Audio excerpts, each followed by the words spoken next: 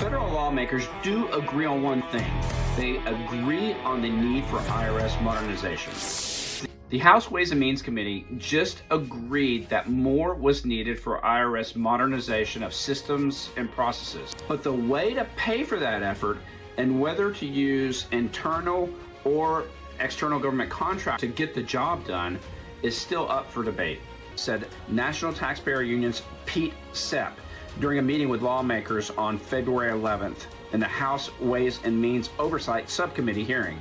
He called on Congress, along with Treasury and the IRS, to develop a genuine, detailed strategic plan for that modernization with transparent benchmarks and accountability safeguards. Former taxpayer advocate Nina Olson agreed, explaining that the IRS's operations have been mired in mid-20th century processes and technology and create inefficiencies and frustrate taxpayers and IRS employees alike. We have seen this in a lot of our casework that we're doing.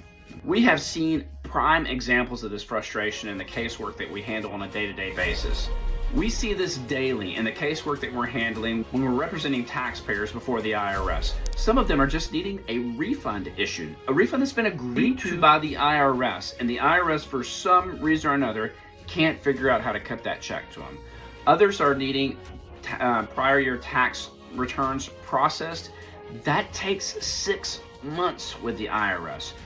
Audits that should not be taking any time at all take months just because of regulation and extreme government red tape that tie the process down. The IRS needs to be overhauled. So with all this money that's been spent so far, what have they really even accomplished? The 2022 Inflation Reduction Act provided the IRS with almost $80 billion in funding for modernization, taxpayer service upgrades, operation support, and enforcement. However, over $20 billion of that funding has been rescinded, but the IRS is also using some of the Inflation Reduction Act funding to supplement its annual appropriation. The IRS has made some gains. With the money that was allocated to it during the Inflation Reduction Act, it has taken that money, but it's also been using a lot of that just to continue its annual operating costs, just to plug the holes in the budget overruns.